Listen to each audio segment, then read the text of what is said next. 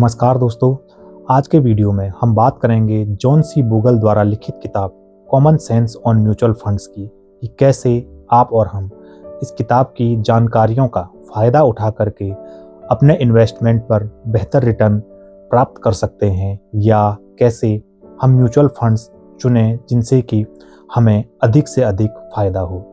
जब भी हम इन्वेस्टमेंट करते हैं तो हम शुरुआत में बहुत सारी गलतियां करते हैं जिसका कि हमें लॉन्ग टर्म में खामियाजा भुगतना पड़ता है। सबसे पहली बात इस किताब में हमें समझाई गई है कि हमें अपने लागत के महत्व को समझना चाहिए। जी हाँ दोस्तों, जब हम इन्वेस्टमेंट करते हैं जो किसी म्यूचुअल फंड का एक्सपेंस रेशियो होता है, यदि वो 1% भी है तो ये 1% लॉन्ग टर्म में हमारे कंपाउंडिंग के जादू को कम कर देता है और इससे हमें लाखों का नुकसान होता है। इसके लिए हमें ऐसे फंड्स को चुनना चाहिए जिनका कि एक्सपेंस रेशियो बहुत कम है या जीरो है, या हमें किसी इंडेक्स फंड में निवेश करना चाहिए क्योंकि ये 1% लॉन्ग टर्म में हमारे निवेश को बहुत नुकसान पहुंचा सकता है। दूसरी जो बात इस किताब में कही गई है कि समय को अपना दोस्त माने, दुश्मन नहीं। बाजार में निवेश कब करना है ये किसी की समझ में नहीं आता है। बाजार कब नीचे जाएगा और कब ऊपर जाएगा इसका अंदाज़ा लगाना भी बहुत मुश्किल है। लेकिन सबसे मुख्य बात आपको ये नोट करनी है कि ये महत्वपूर्ण नहीं है कि आपने बाजार में कोई चीज़ कब खरीदी। सबसे महत्वपूर्ण चीज़ है कि आपने खरीदने के बाद उसको कितना समय दिया। इसीलिए जब भी आप निवेश करते हैं तो उसको पूरा समय दें और धैर्य बनाए रखें। समय को अपना दोस्त मानें, बाजार की उतार चढ़ाव को भी अपना दोस्त माने। इससे आपको लॉन्ग टर्म में बहुत ज़्यादा फायदा होगा। तीसरी जो बात इस किताब में समझाई गई है कि हमें इंडेक्स फंड की ताकत को समझने की ज़रूरत है। बाजार में बड़े एक्सपर्ट भी बाजार को मात नहीं दे सकते हैं, मतलब कि वो ये नहीं बता सकते हैं कि मार्केट ऊपर जाएगा और लॉन्ग टर्म में वो प्रॉफिट में नहीं रह सकते। लेकिन जो इंडेक्स फंड है वो एक सस्टेनेबल और नियमित ग्रोथ देता है क्योंकि उसमें हमारी जो कंपनियां होती हैं वो बहुत सारी शामिल होती हैं।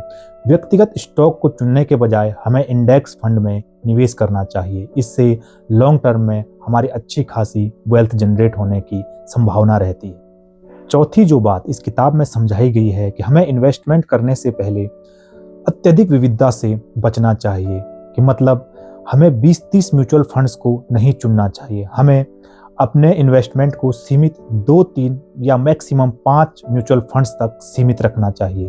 विविधता से हमारा पोर्टफोलियो बहुत विस्तृत हो जाता है जिसको कि इस पर की ध्यान देना बहुत मुश्किल होता है।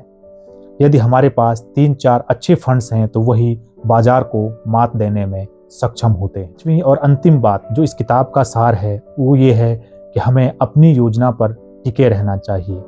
हमें बाजार के उतार चढ़ाव से नहीं घबराना चाहिए, हमें रूमर्स से नहीं घबराना चाहिए, हमें फेक न्यूज़ से घबराना नहीं चाहिए, और जो हमने निवेश कर रखा है या जो हमारी निवेश करने की योजना है उस पर हमें नियमित रूप से निवेशित रहना चाहिए।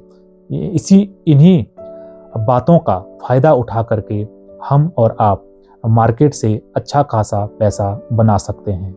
अन्यथा आज के समय में आप देखते होंगे कि निवेश सभी करते हैं लेकिन जो फ़ायदा उठाते हैं या जो एक अच्छी खासी वेल्थ जनरेट इस मार्केट से करते हैं वो बहुत कम लोग होते हैं, और ये वही लोग होते हैं जो कि अपनी योजना पर टिके रहते हैं, अपने इन्वेस्टमेंट को समय देते हैं और बाजार के उतार चढ़ाव से घबराते नहीं। ये थी इस किताब में कही गई मुख्य बातें।